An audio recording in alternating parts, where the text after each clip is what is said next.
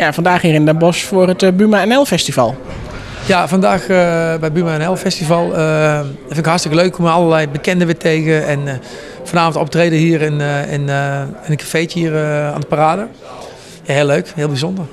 Ja, ik heb hier elk jaar groot succes. Maar ja, dat is in Brabant sowieso altijd wel heel erg goed. En ja, altijd wel heel erg leuk. Dus bijzonder allemaal. Kun jij hier in Brabant nog over straat?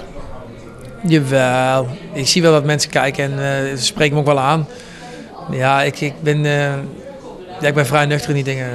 Iedereen krijgt mij altijd even veel aandacht. En mijn vrouw zegt wel eens van, ja Henk, kunnen we niet gewoon even door gaan winkelen? Ik zeg, nou ga jij maar winkelen. Dan, ik ben altijd zo... ja, iedereen vraagt even aandacht. Nou, die krijgt even aandacht. En in Brabant ja, is het wel erg. Als ik in Gelderland loop is het wat minder. Maar ja, het maakt niet uit. Het hoort erbij, zeg ik altijd maar. Nou, niet zozeer handdingen uitdelen. Maar ze willen allemaal wel altijd een praatje maken, zeg maar. En ja, ik sta er wel voor open. Anders had ik maar gewoon metselaar moeten worden. Dan heb je dat niet, ja. Ik vind, je hebt ervoor gekozen, moet er ook 100% voor gaan. En ook, dat hoort er ook bij. Ja, in Duitsland gaan we sowieso naar een album werken.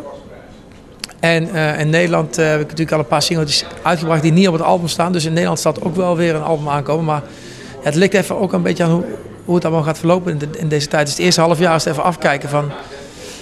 Ja, hoe gaat het eigenlijk allemaal lopen?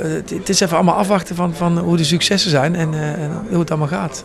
En voor de rest houden we gewoon je website in de gaten, denk ik.